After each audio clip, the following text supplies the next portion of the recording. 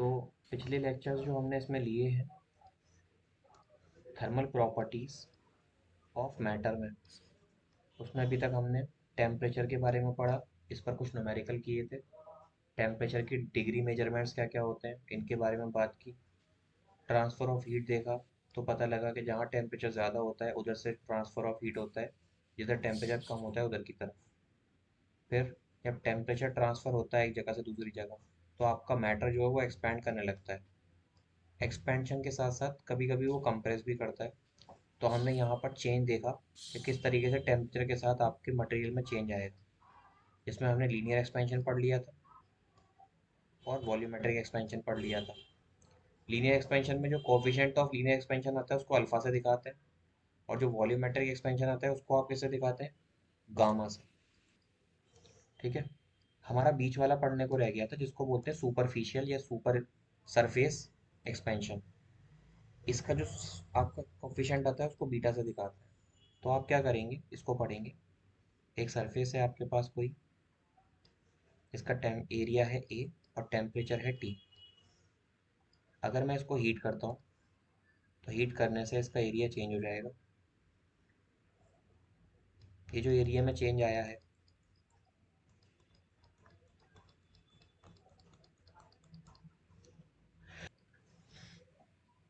ये जो एरिया में चेंज आया है, इस चेंज को हम बोलेंगे delta A. Delta A proportional होगा एरिया के, और डेल्टा ए प्रोपोर्शनल होगा चेंज इन टेम्परेचर के। अगर मैं पीछे वाली ये चीज़ें करता हूँ यहाँ पर भी, this is your equation number one, this is your equation number two, तो आपको जो डेल्टा ए है वो प्रोपोर्शनल आ जाएगा ए इंटू डेल्टा टी के। प्रोपोर्शनली हटाने के लिए आप लिखेंगे delta A is equal to कोई constant into A into delta T.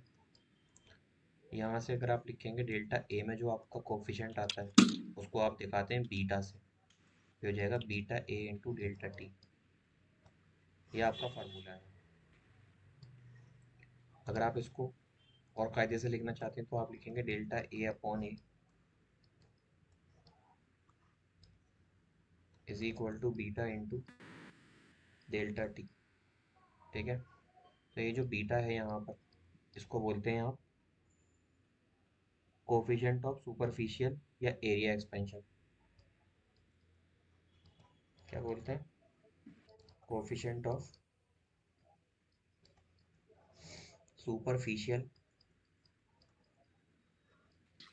या फिर इसका नाम होता है एरियल एक्सपेंशन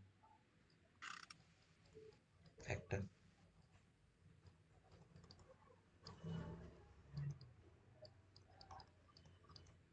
ठीक है।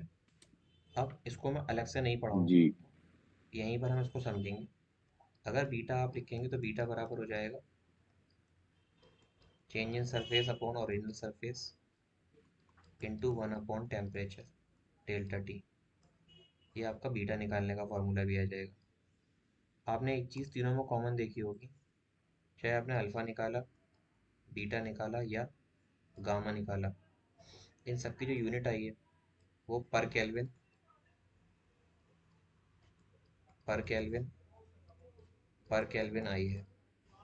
एक रिलेशन आपने कल निकाला था, वो था बीटा अल्फ़ा, उसके गामा के और अल्फ़ा के बीच में। तो आपने लिखा था गामा जो है वो 3 टाइम्स ऑफ अल्फ़ा है।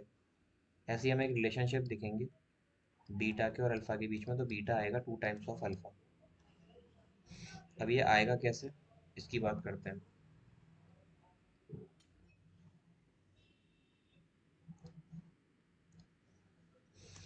You have to take a square whose side is L, तो इसका एरिया कितना होगा? L square. चार्जिंग पे लगा दूँ मैं, 1 मिनट रुकिए। इसका एरिया आएगा ए स्क्वायर। आप अगर डेल्टा ए लिखना चाहेंगे, डेल्टा ए बराबर हो जाएगा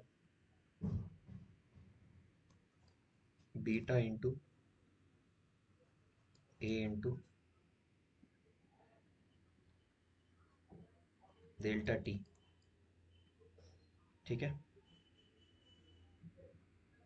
अब अगर मैं एरिया लिखूंगा तो एरिया बराबर होगा हमारा एल स्क्वायर के। अगर आप इसको चेंज लिखना चाहते तो लिखेंगे आप डी ए। डी ए बराबर हो जाएगा 2L इंटू डी एल। इतना हो जाएगा। हम्म।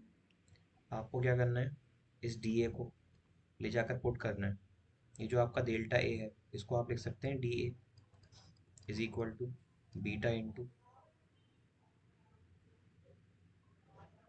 L square into D T. D A की जगह ये वैल्यू डाल दीजिए आप। ये हो जाएगा 2L D L is equal to beta into L square into D T. एक एल से एल कैंसिल हो जाएगा। यहाँ बचेगा beta into L D T. यहाँ आ जाएगा 2 into D L.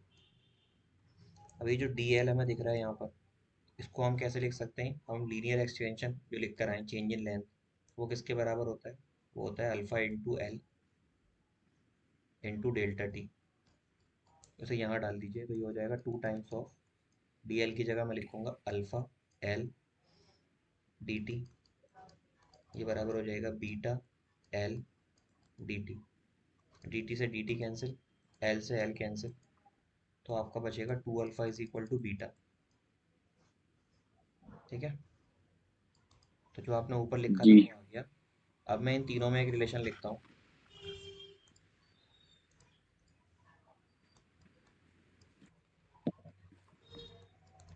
Relationship between alpha beta and gamma. तो आपने लिखा गामा जो है वो 3 टाइम्स ऑफ अल्फ़ा है और जो बीटा है वो 2 टाइम्स ऑफ अल्फ़ा है ना। तो अगर आपको रेशियो लिखना है alpha is to beta is to gamma का, तो आप कैसे लिखेंगे, अल्फ़ा इज टू बीटा की जगह क्या लिखेंगे 2 अल्फ़ा और गामा की जगह 3 अल्फा। 3 अल्फ़ा। अल्फ़ा कॉमन ले लीजिए, रेशियो आ जाएगा 1:2:3। ये रिलेशन है तीनों में, किसमें, अल्फ़ा बीटा और गामा में। ठीक है। जी। याद रहेगा ये। हाँ। एक सवाल, अगर आपने थर्मोडायनेमिक का थोड़ा सा आइडिया है तो आपको आइडियल गैस इक्वेशन पता होगी। Ideal gas equation. और अगर नहीं पता तो मैं आपको बता रहा हूँ, अभी के लिए आप इसको याद कर लीजिएगा, आगे जाके आपको ये आ जाएगी। प्रेशर को अगर वॉल्यूम से मल्टीप्लाई करते हैं तो वो बराबर होता है number of moles into R, एक कांस्टेंट होता है, इंटू टेम्परेचर। इसको आप आइडियल गैस इक्वेशन बोलते हैं। ठीक है। तो हमें क्या करना है, हम्म। यहाँ से एक क्वेश्चन सॉल्व करना है। क्वेश्चन कह रहा है find the value of gamma.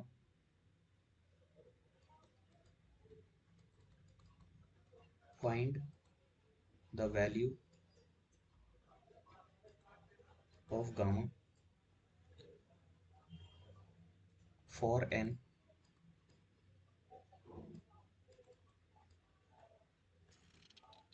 Ideal gas at constant pressure.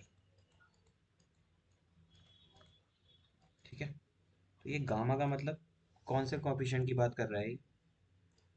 Gamma जो होता है आपका, ये आपका कोफिशिएंट ऑफ वॉल्यूम में एक्सपेंशन होता है। इतनी पहचान तो हुई होगी ना आपको, कोफिशिएंट ऑफ वॉल्यूम एक्सपेंशन कौन सा हाँ। है।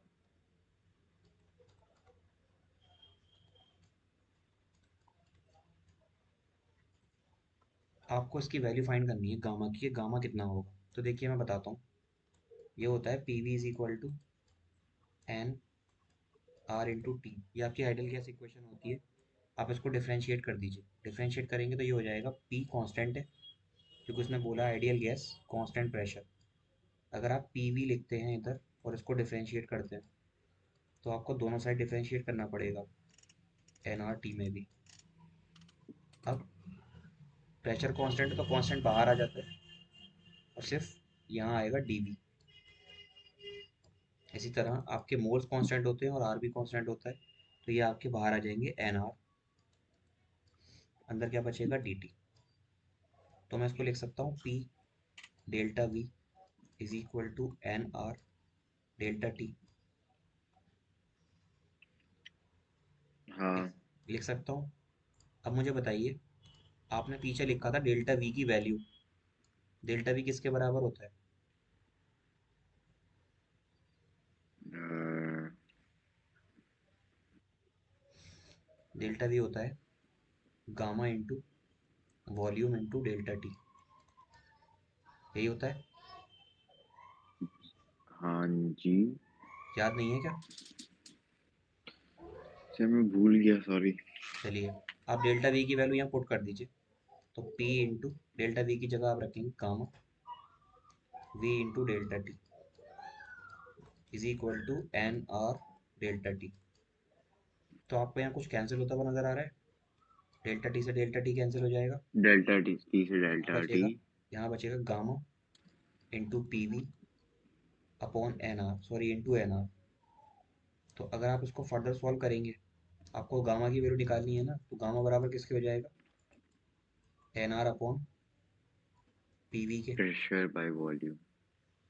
क्लियर है इतनी बात? जी। ठीक है।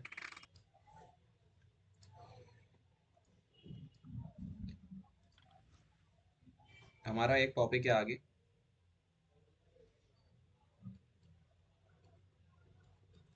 Engine and refrigerator. नाम सुना है आपने इन दोनों का?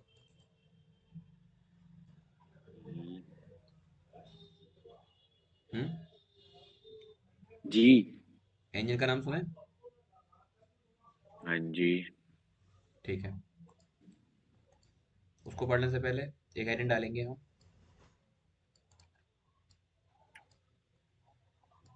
एनेमुलस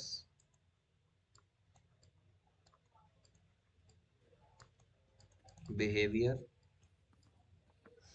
ऑफ वाटर।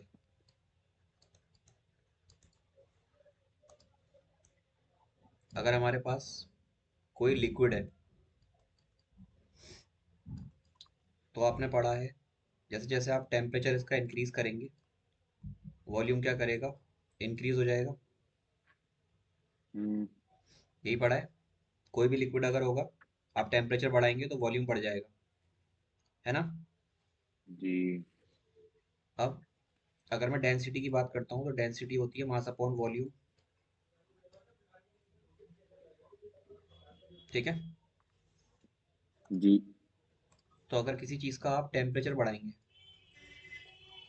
तो वॉल्यूम बढ़ेगा, ओके। और अगर हाँ, वॉल्यूम बढ़ेगा तो डेंसिटी क्या कर जाएगी? तो कम, डेंसिटी घटेगा। इनवर्सली घटेगा, प्रोपोर्शनल है। है ना? जी। और अगर मैं उल्टा करूँ, उल्टा इन द सेंस, अगर मैं टेम्परेचर डिक्रीज करता हूँ तो वॉल्यूम क्या करेगा? डिक्रीज कर जाएगा। इंक्रीज। डिक्रीज करेगा। जब वॉल्यूम डिक्रीज करेगा तो डेंसिटी क्या करनी चाहिए? इंक्रीज। बढ़ जानी चाहिए। हाँ। ठीक है। अब मैं आपको एक प्रोसेस समझाता हूँ, बॉइलिंग प्रोसेस। ये है मेरे पास एक बीकर, मैं इसको यहाँ से हीट कर रहा हूँ।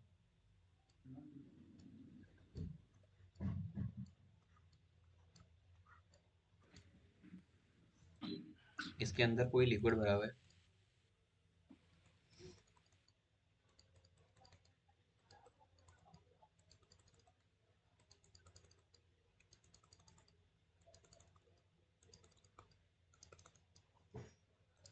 आप देखिएगा, जब आप हीट दे रहे हैं तो लिक्विड के अंदर एबिलिटी होती है कि अगर आप किसी भी लिक्विड मॉलिक्यूल को हीट करेंगे तो वो अपने आप को किस में कन्वर्ट कर लेगी? वेपर में।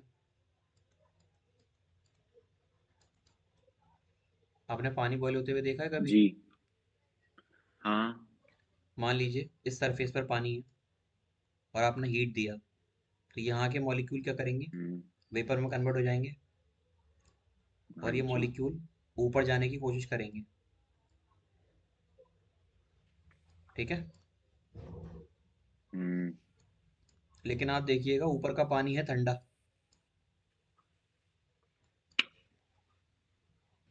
तो ये जो वेपर है, अगर आप वेपर को कूल करते हैं तो वो किस में तो कन्वर्ट हो जाता है? पानी वो तो फिर वो वापस लिक्विड हो जाते हैं। कूल करने पर वो दोबारा से लिक्विड बन जाता है। यानी आपने क्या जी। किया? आपने यहाँ पर पानी को गर्म किया, पानी वेपर में कन्वर्ट हो गया। इसका मतलब ये हो गया कि अगर आप टेम्परेचर बढ़ाएंगे, ठीक है, तो वॉल्यूम क्या करेगा? बढ़ जाएगा। वॉल्यूम बढ़ता है तो हम्म। डेंसिटी क्या करती है? घट जाती है ना? हाँ। आपने फ्लूइड मैकेनिक्स में पढ़ा था कि अगर किसी ऑब्जेक्ट की डेंसिटी कम होती है तो वो ऊपर की तरफ चला जाता है लिक्विड में। यानी ये वाले वॉल्यूम जो बन रहे हैं आपके वेपर्स, इनकी डेंसिटी क्या कर रही है? कम हो रही है। तो ये ऊपर छत सरफेस पे जाने की कोशिश करेंगे। हम्म। ठीक है। तो जो आपके यहाँ पर हीट है, ये ऊपर की तरफ ट्रांसफर हो पा रही है। उसके पीछे रीजन क्या है? कि इसके मॉलिक्यूल उसको आगे की तरफ ले जा पा रहे हैं। इस प्रोसेस को आप बोलते हैं कन्वेक्शन। क्या बोलते हैं? कन्वेक्शन। कन्वेक्शन। पानी यहाँ से आगे नहीं पहुंच पाएगा। आप अगर उसको हीट करेंगे तो यहीं यहीं हीट होकर रह जाएगा। इसके मॉलिक्यूल अगर आगे नहीं जा रहे तो ये आगे गर्म नहीं होगा। अगर मॉलिक्यूल आगे जा रहे हैं तो ये गर्म हो पाएगा। इसी तरह से अगर मैं इसी बीकर को यहाँ से हीट ना करके उल्टा हीट करता हूँ, ये रहा मेरा बीकर, ये लिक्विड भरा हुआ है इसके अंदर,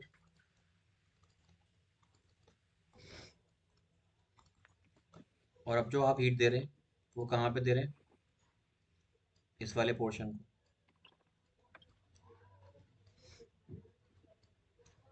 ठीक है। तो अब जो वेपर बनेंगे वो कहाँ हम्म। बनेंगे? इसी सरफेस पे बनेंगे। जी। यानी आपने टेम्परेचर इंक्रीज किया, उनका वॉल्यूम इंक्रीज हुआ, डेंसिटी कम हो गई, ये वेपर क्या करेंगे? उड़ जाएंगे। यानी कि इन वेपर का मूवमेंट नीचे की तरफ नहीं हो रहा। ठीक है ना? आप यहाँ लिखिएगा, नो डाउनवर्ड मूवमेंट। तो क्या पानी बॉयल होगा आपका कभी? नहीं। नहीं होगा। अगर हुआ तो बहुत स्लो होगा, बहुत टाइम लगेगा। इसीलिए हम पानी को नीचे से हीट करते हैं। अब मैं बात करता हूँ इसके एनोमलस बिहेवियर की।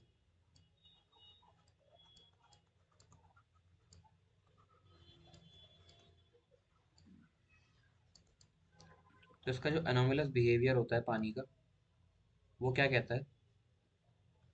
मान लीजिए ये हमारे पास कोई नदी है या सरफेस सी है, इसके नीचे फिशेज हैं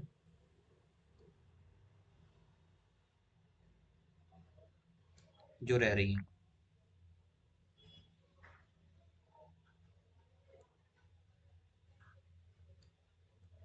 हम्म।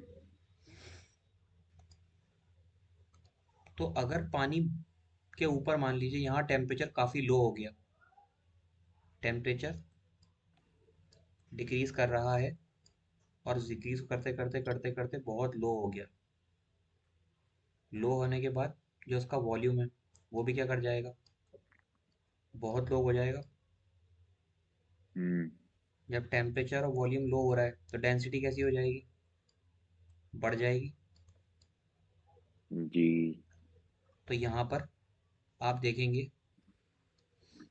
जब ये टेम्परेचर लो होगा, डेंसिटी बढ़ जाएगी, तो पानी ठंडा नीचे की तरफ जाना शुरू कर देगा। क्योंकि डेंसिटी भारी हो गई, और डेंसिटी ज़्यादा हो गई तो वो पानी के नीचे हाँ। जाएगी। होगा ऐसा? हाँ जी। तो जब ये नीचे का पानी ठंडा होना शुरू हो जाएगा, तो जो एक्वेटिक लाइफ है ना यहाँ पर, ये फ्रीज होने के चांसेस हो जाते हैं वो इनके। जी। लेकिन क्या होता है, पानी के अंदर एक एबिलिटी होती है कि ये अपनी मैक्सिमम डेंसिटी ये शो करता है, वो करता है 4 डिग्री सेल्सियस पर। अब आप टेम्परेचर बढ़ाएंगे तो भी इसकी डेंसिटी डिक्रीज करेगी, आप टेम्परेचर कम करेंगे तब भी इसकी डेंसिटी डिक्रीज करेगी। ठीक है, ये एक हुँ, अनॉमलस बिहेवियर है, विचित्र बिहेवियर है पानी का। उससे क्या होगा, जो ये कॉन्सेप्ट आपने पढ़ा है, ये ऐसा कॉन्सेप्ट कभी होगा ही नहीं। क्यों? क्योंकि डेंसिटी कम हो रही है। टेम्परेचर ऐसा है, अभी नॉर्मली टेम्परेचर है 20 डिग्री सेल्सियस। टेम्परेचर डाउन होना शुरू होगा, होते होते होते होते होते होते टेम्परेचर जाएगा 4 डिग्री पर। 4 डिग्री पर मैक्सिमम डेंसिटी वाला वाटर ऊपर आ जाएगा। ठीक है, हुँ, और ये नीचे की तरफ जाना शुरू कर देगा। लेकिन जैसे ही आप टेम्परेचर को कम करेंगे, मान लीजिए टेम्परेचर ले गए आप 0 डिग्री पर, तब तो डेंसिटी इसकी क्या करेगी, कम हो जाएगी। जो पानी इसका नीचे जा रहा जी, था, वो इस सरफेस पर ही रुक कर रह जाएगा।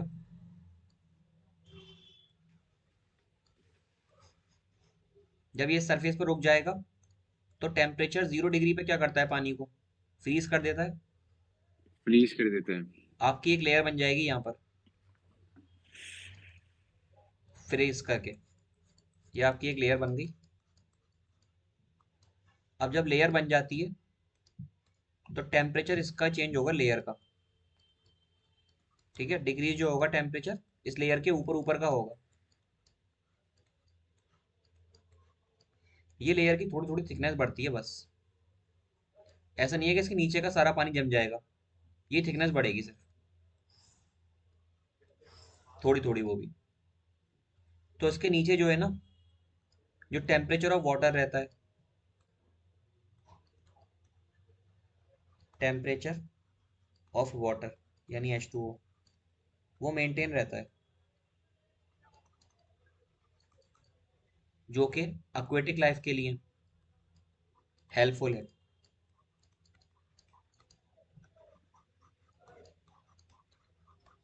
तो जो मैंने इतना बोला है, समझाया है, ये बात आपके समझ में आई? जी, हेडिंग डालिए, एनोमलस बिहेवियर ऑफ वाटर।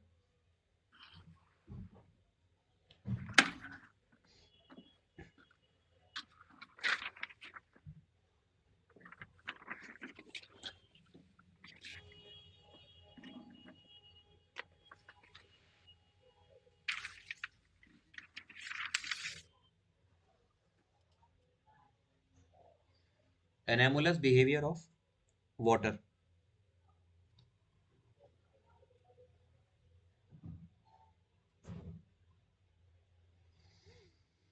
इसके बारे में लिखिएगा,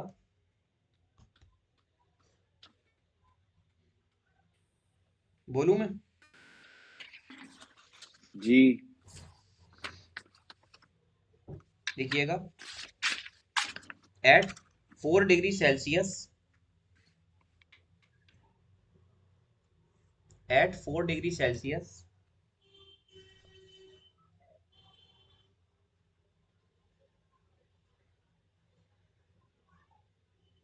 the density of water will be maximum.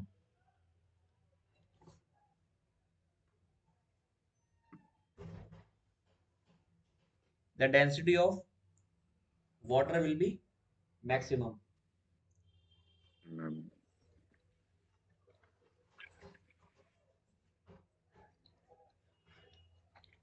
if we increase the temperature. Next line लिखिएगा, if we increase the temperature,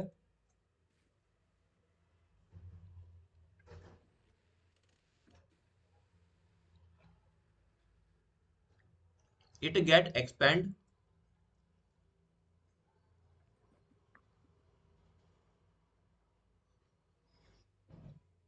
it get expand. Third point लिखिएगा, if we decrease the temperature, if we decrease the temperature,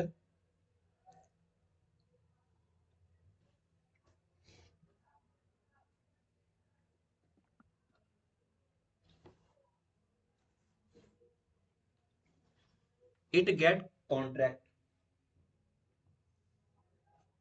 it get contract। Contract.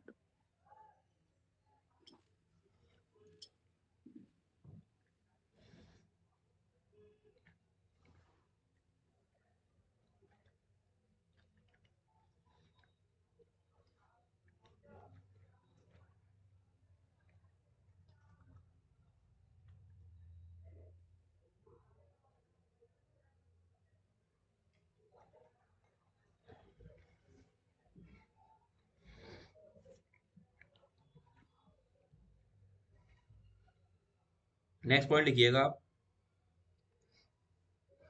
as temperature decreases,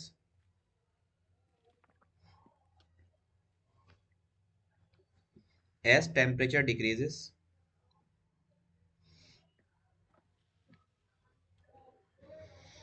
ice freeze only at the surface, ice freeze only at the surface,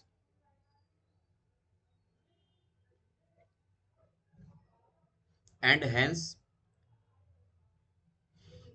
aquatic creature can live below the below the surface।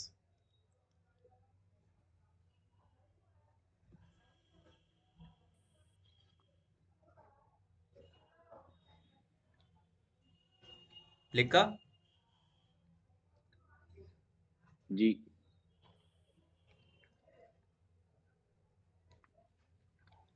इसमें लिखिएगा note करके, as temperature decreases,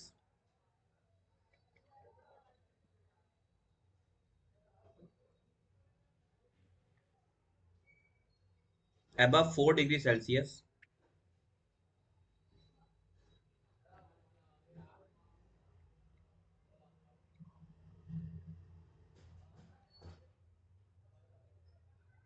the water get contract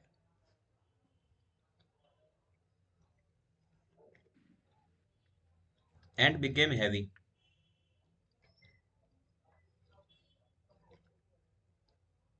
Water get contract and became heavy।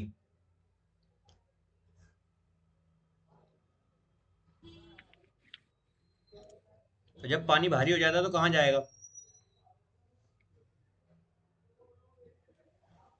Surface पर आएगा या नीचे जाएगा? पानी आस surface. भारी चीज सरफेस पे आती है। हाँ। भारी होने का मतलब डेंसिटी ज्यादा हो जाना।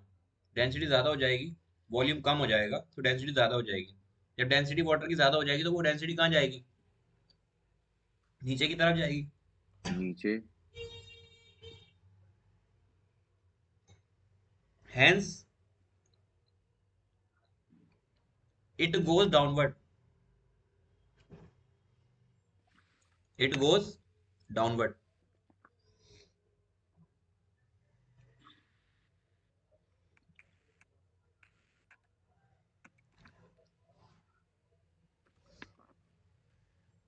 लिखा? Okay. Ji.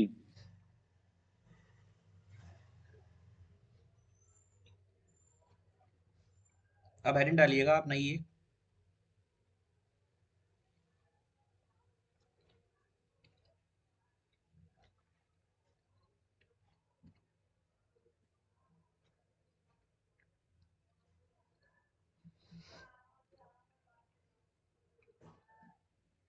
Effect on density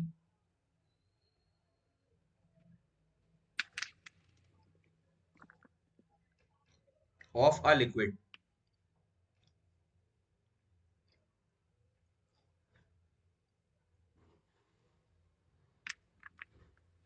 effect on density. जी।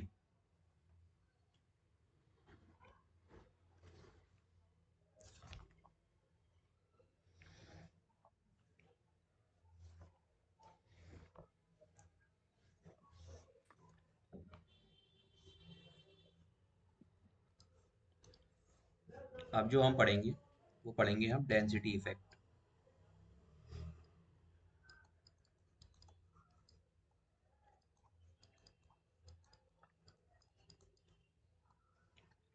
जैसे मान लीजिए आपके पास कोई क्यूब था,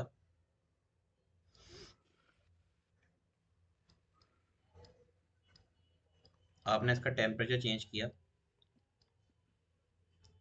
तो ये क्यूब अपने वॉल्यूम को चेंज कर लेगा। मैं चेंज बोल रहा हूँ, इंक्रीज और डिक्रीज नहीं बोल रहा।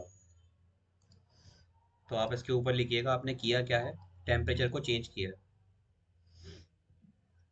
इसका मास जो है वो है m, वॉल्यूम है v। अब मास तो टेम्परेचर के साथ वेरी नहीं करता है, तो मास तो उतना ही रहेगा, लेकिन इसका वॉल्यूम में कुछ ना कुछ चेंज आ जाएगा। अब चेंज अगर इंक्रीजिंग होता है तो आप उसको लिखते हैं डेल्टा वी प्लस का, और अगर वो डिक्रीज कर जाता है तो आप लिखते हैं डेल्टा वी माइनस का। तो अभी के लिए मैं ये नहीं देख रहा कि इंक्रीज कर रहा है या डिक्रीज कर रहा है। आप लिख लीजिए जो वॉल्यूम है वो चेंज हो रहा है, वी प्लस वी डैश हो रहा है। ठीक है। जी। ठीक है। हम बात करें डेंसिटी की, तो अगर मैं डेंसिटी यहाँ लिखूंगा, इसकी डेंसिटी, तो उसका फॉर्मूला आएगा मास अपॉन वॉल्यूम। इसकी जो डेंसिटी आएगी उसका फॉर्मूला आएगा mass upon V plus delta V. ठीक है। हम्म। आप एक काम कीजिए, आप इन दोनों को डिवाइड कर लीजिए। This is your equation number 1 and this is your equation number 2। Divide कर लीजिए, यहाँ पर रख लेता हूँ। आप लिखिए रो डैश अपॉन रो, तो ये हो जाएगा M upon V plus delta V upon M upon V. तो ये इससे और ये इससे, rho is equal to M V upon M into V plus delta V. M से एम कैंसिल हो जाएगा, तो आपकी जो नई जी। डेंसिटी है अपॉन पुरानी डेंसिटी, ये किसके बराबर आ जाएगी, V upon V plus delta V के बराबर आ जाएगी। हाँ। ठीक है। आपको पता है चेंज इन वॉल्यूम को आप कैसे रीड करते हैं, gamma V into delta T. उसको यहाँ पुट कर हाँ। दीजिए लाकर। तो नई डेंसिटी अपॉन पुरानी डेंसिटी बराबर V upon V plus gamma into V delta T. कोई डाउट? नो। इसमें से आप ऊपर वी है, नीचे भी वी कॉमन ले लीजिए। कॉमन ले सकते हैं, फिर कैंसिल कर सकते यहाँ हैं। बचेगा 1 plus gamma into delta T. तो वी से वी कैंसिल हो जाएगा। हम्म। अब आपके पास बचा पुरानी डेंसिटी अपॉन नई density is equal to 1 upon 1 plus gamma into delta T. क्या मैं इसको लिख सकता हूँ 1 plus gamma into delta T की पावर -1। हाँ। आपको बाइनोमियल थ्योरम याद है? हाँ, पावर पावर कर देंगे तो 1 - बाइनोमियल थ्योरम कहती है कि अगर आपके पास लिखा हुआ है 1 प्लस ए एक्स की पावर माइनस एन, तो ये हो जाएगा 1 - वन NaX के माइनस बराबर। N A X. तो ये वैल्यू आ जाएगी आपकी, तो rho dash upon rho is equal to 1 - gamma into delta T. यानी कि जो आपकी नई डेंसिटी आएगी वो आएगी 1 - gamma into delta T into density. तो डेंसिटी डिपेंड किस किस पे करती है, आप बताएंगे मुझे? डेंसिटी डिपेंड करती है it temperature. Also depend upon the temperature, पहली चीज। सेकंड नंबर पर वॉल्यूम। कोएफिशिएंट ऑफ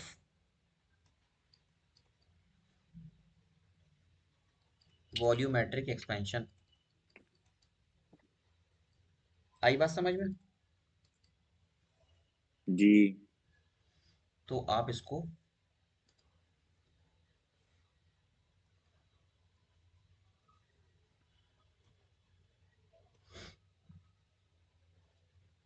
यहां से नोट कर लीजिए, डेंसिटी इफेक्ट से।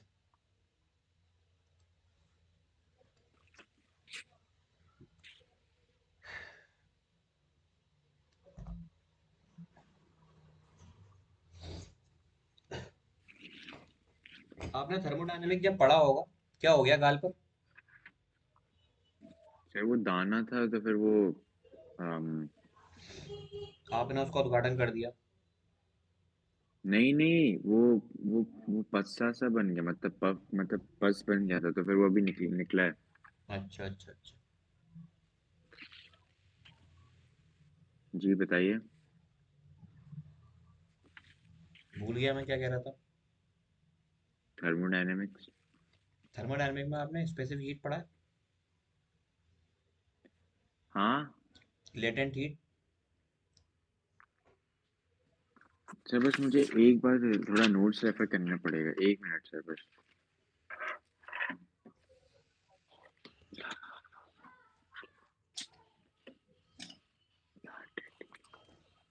सर मैं पढ़ा हूँ, मैं केमिस्ट्री में पढ़ा हूँ, पर फिजिक्स में 1 मिनट सर बस देखने दीजिए। बता पाओगे क्या होता है? Sir specific heat.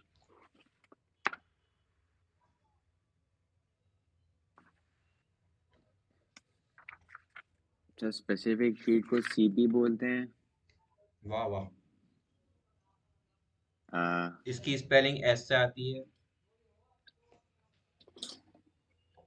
ये एक तरह की हीट होती है। Change in Q by T something. तुम यार इसको लिख लो प्लीज, मैं बता दूं क्या होता है।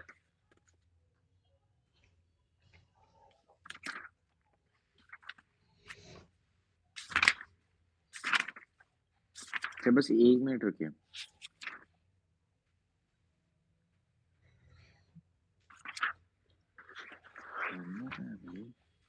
ओके।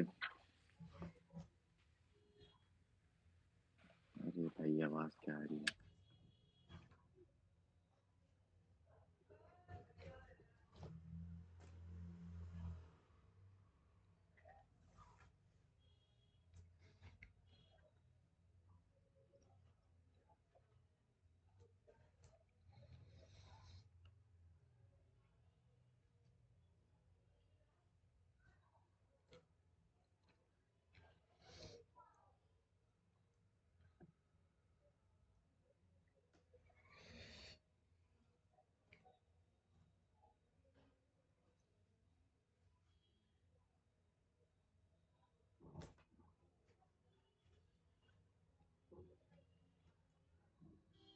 जी।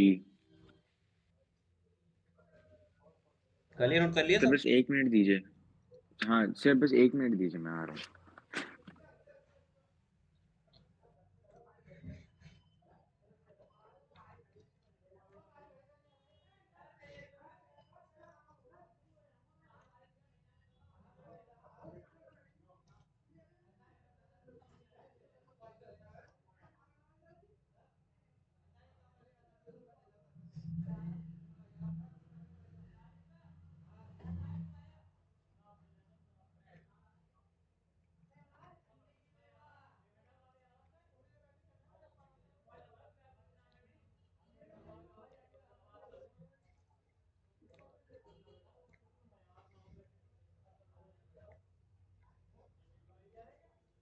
जी।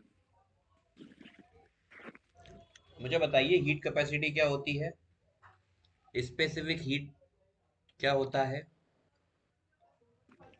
और लेटेंट हीट क्या होता है। Specific heat is change in heat by time. उसे हीट रेट बोलते हैं।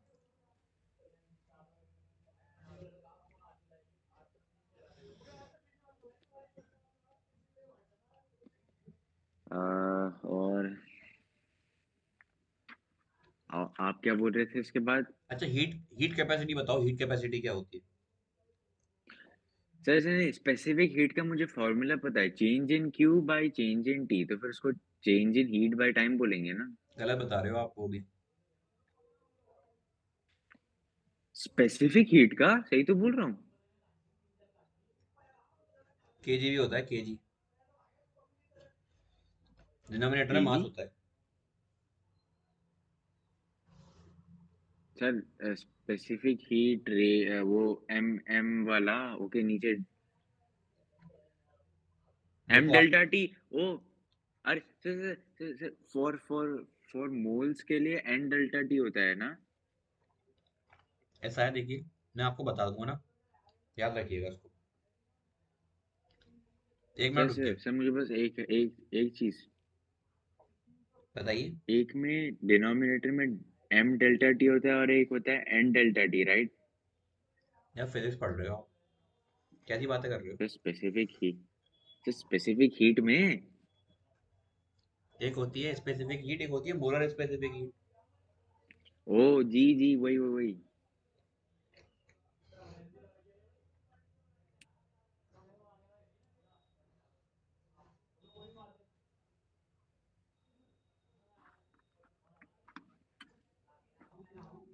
मैं एक गिलास पानी पी लूँ अभी, ठीक है, मैं बताता हूँ। Okay sir.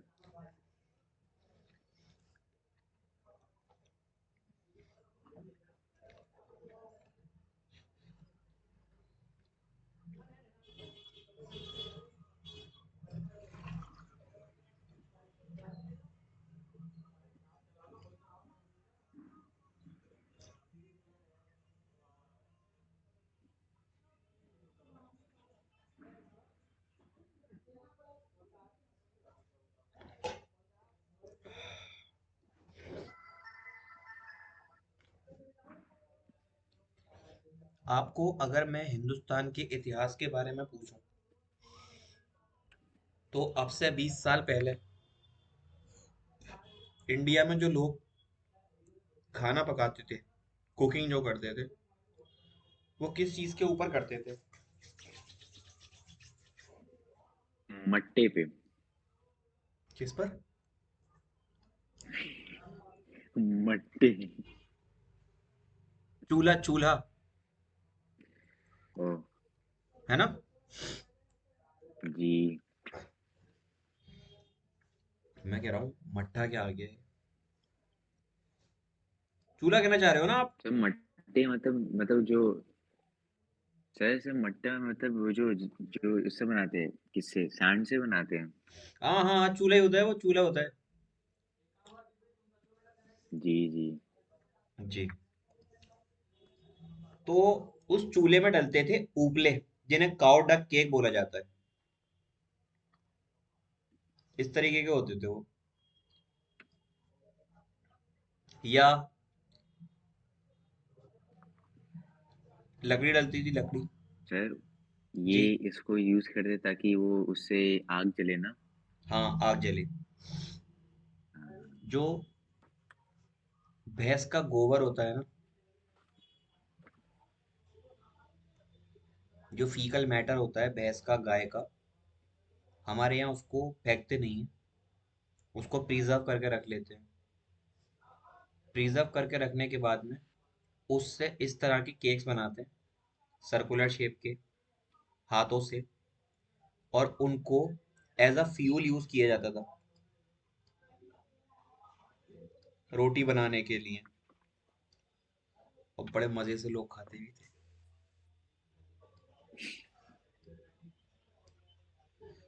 अभी भी चूल्हे की रोटी के लिए लोग तरसते हैं। सर वैसे ये अगर इसको यूज करेंगे तो खाने में कुछ। उसमें आग लग जाती है ना, आग लगने के बाद पाक हो जाती है चीजें। तो मैं नहीं विश्वास करता भाई ये सब। अच्छा। मैं नहीं खाऊंगा उसे। आप नहीं खाएंगे, लेकिन आप अपने बड़ों से पूछिएगा। देखिए, फिर उसके बाद में कुछ लोगों ने क्या किया, इसको रिप्लेस कर दिया वुड से। वुड के बाद में स्टोव आ गया। स्टोव, स्टोव इस तरीके का होता था, उसमें प्रेशर बना करके हम केरोसिन डालते थे, केरोसिन जलता था यहाँ पर। हम्म, वो केरोसिन का आग लगा देते थे हम उसमें, तो वो केरोसिन फ्यूल के तौर पे यूज होता था। इसको रिप्लेस करते करते करते करते आज हम एलपीजी, सीएनजी, एलएनजी, इन पर आ गए हैं, है ना। जी तो ये जो हमें दिख रहा है,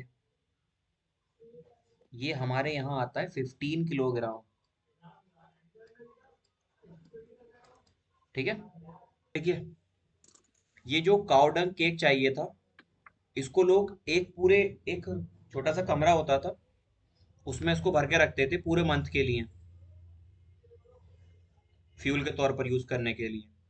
फिर कमरे का साइज छोटा कर दिया, थोड़े हिस्से में आकर लकड़ियां पड़ने लगी। उसके बाद केरोसिन रिप्लेस कर दिया। केरोसिन कैंस में आता था, वो इस तरीके से होल्ड हो जाता था। अभी एलपीजी आती है, 15 नहीं, 14.2 किलोग्राम होती है ये।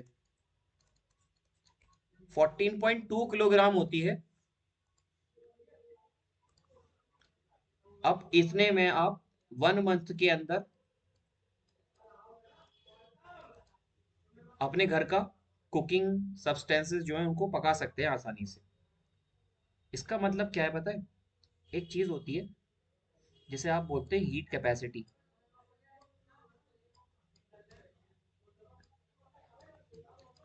It is similar with calorific value.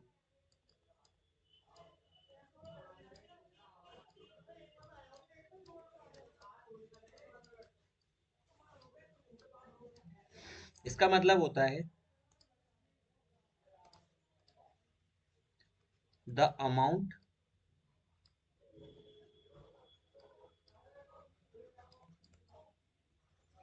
Of heat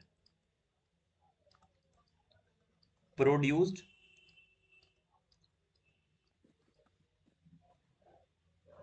पर केजी ऑफ फ्यूल। कि आपने जो फ्यूल लिया है, उसको 1 केजी जलाने पर कितनी हीट आपको मिल रही है, ये होती है हीट कैपेसिटी। ठीक है। जी अब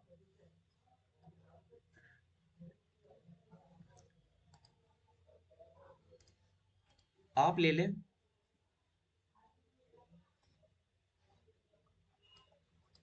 अमाउंट ऑफ हीट, कितनी हीट प्रोड्यूस हुई पर यूनिट मास। ठीक है ना। Amount of heat produce per unit mass, कितने टेम्परेचर पर। इसी को आप बोलते हैं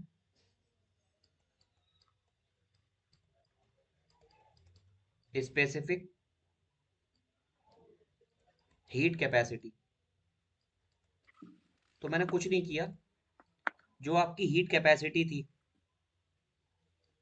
हीट कैपेसिटी का मतलब था 1 किलो जलाने पर, या कह लीजिए एक पर्टिकुलर अमाउंट जलाने पर आपको कितना टेम्परेचर तक मिल पा रहा है। इसको लिखेंगे कैसे? हम्म हीट अपॉन टेम्परेचर। ठीक है।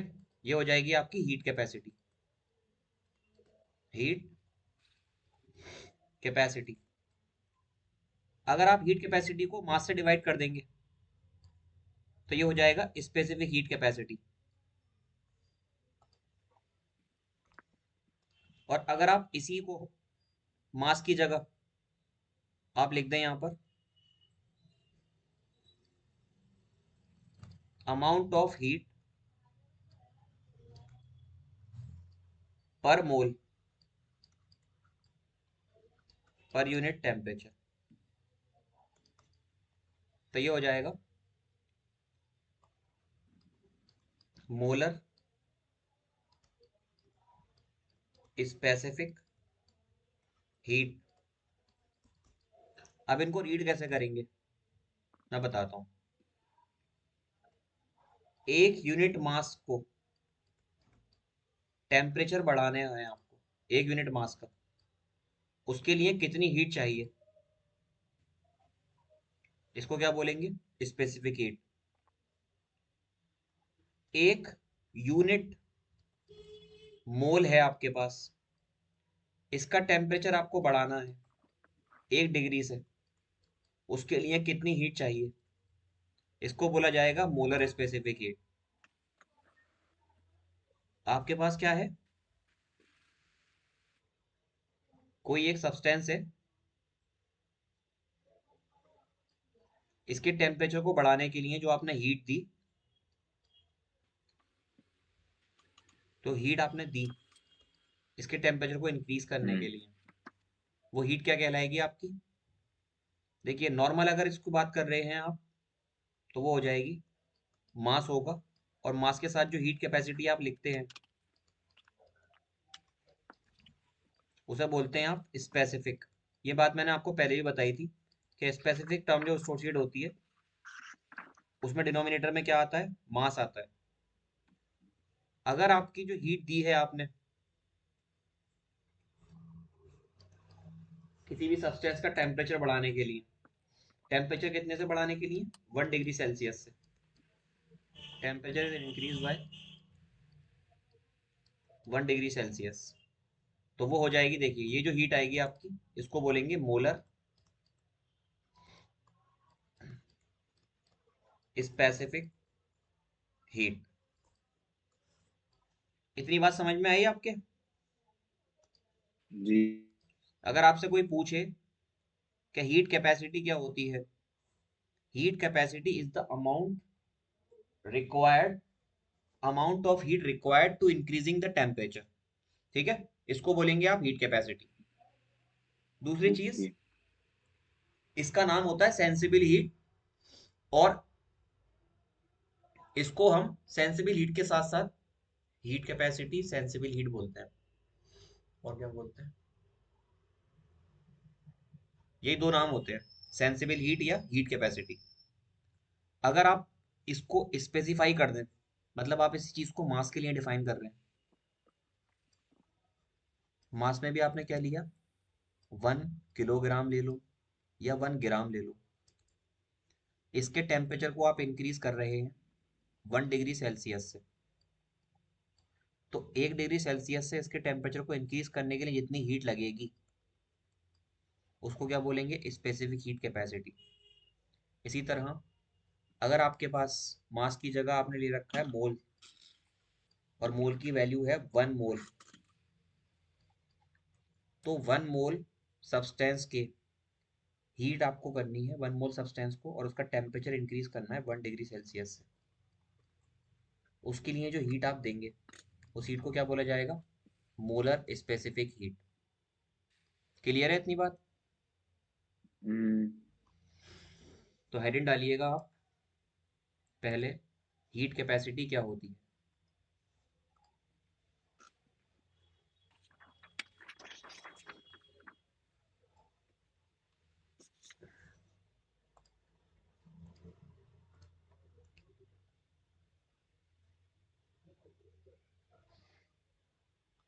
बोलू, जी। हीट कैपेसिटी की आप बेसिक डेफिनेशन लिख लीजिए।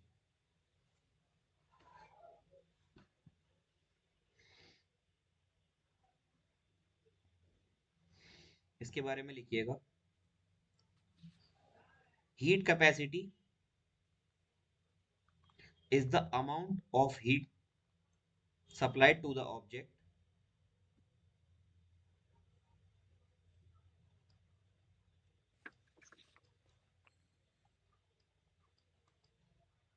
heat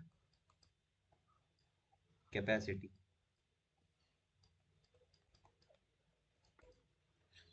is the amount of heat supplied to the object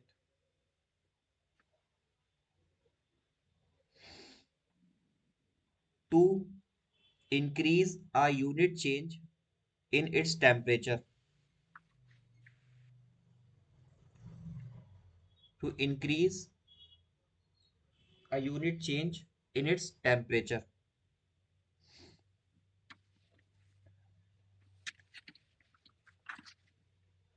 लिख लिया?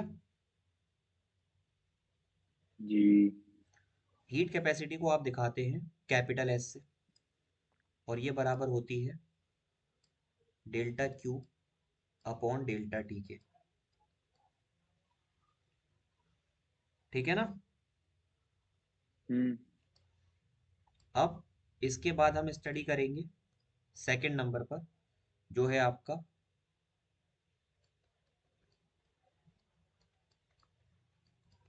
Specific heat capacity.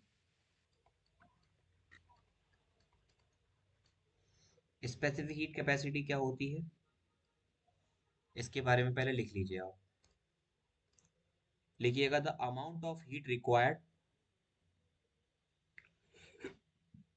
The amount of heat required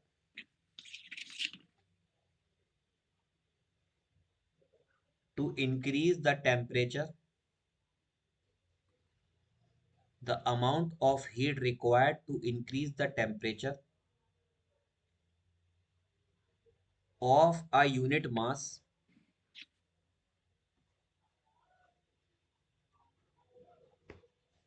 by 1 degree Celsius,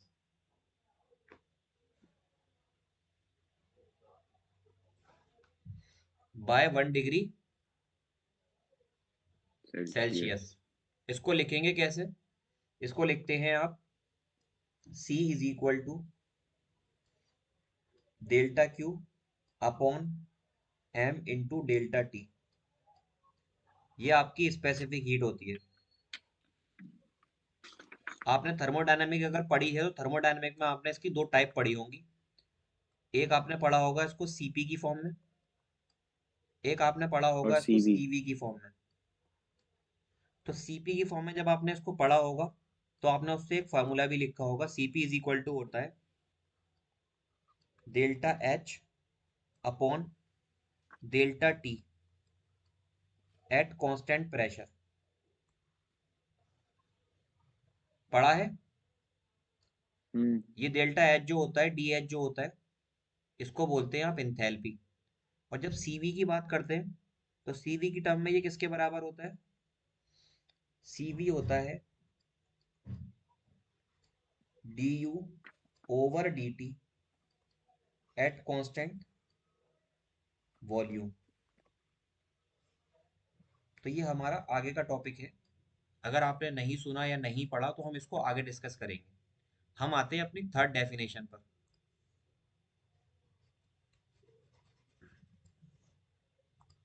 जिसका नाम है molar specific heat. Molar specific heat. इसको दिखाने का तरीका, आप बस सी के साथ एक छोटा सा एम लिख देते हैं। फॉर्मूला बनता है इसका delta Q upon moles into delta T. तो इसके बारे में लिखिएगा the amount of heat required, या the minimum amount of heat required, the minimum amount of heat required to increase the temperature of 1 mole of substance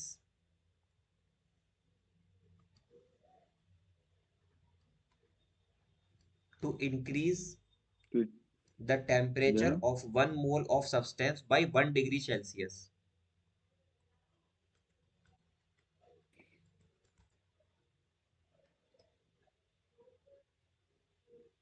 जी। अगर मैं इसकी unit की बात करूंगा, हीट कैपेसिटी की यूनिट क्या होती है, तो इसकी यूनिट हो जाएगी जूल पर केल्विन। इसकी हो जाएगी जूल पर केजी पर केल्विन। इसकी हो जाएगी जूल पर मोल पर केल्विन। ठीक है, तो आप यूनिट से ही पहचान सकते हैं। अगर मोल दिख रहा है तो मोलर स्पेसिफिक हीट है, केजी दिख रहा है तो स्पेसिफिक हीट है, और अगर सिर्फ जूल पर केजी है तो वो हीट कैपेसिटी है। हीट कैपेसिटी की ही दो टाइप आपने पढ़ी हैं। ये आपका मेन टॉपिक था आज का, heat capacity is the amount of heat required to increase the temperature of the body by 1 degree Celsius. अगर वो अमाउंट जो आपने लिया है इन टर्म्स ऑफ मास लिया है तो वो हो जाएगी स्पेसिफिक हीट, और इन टर्म्स ऑफ मोल लिया है तो वो हो जाएगी मोलर स्पेसिफिक हीट। यहां तक हम्म। क्लियर है आपको? जी। डेफिनेशंस में कोई दिक्कत? No sir. ठीक है।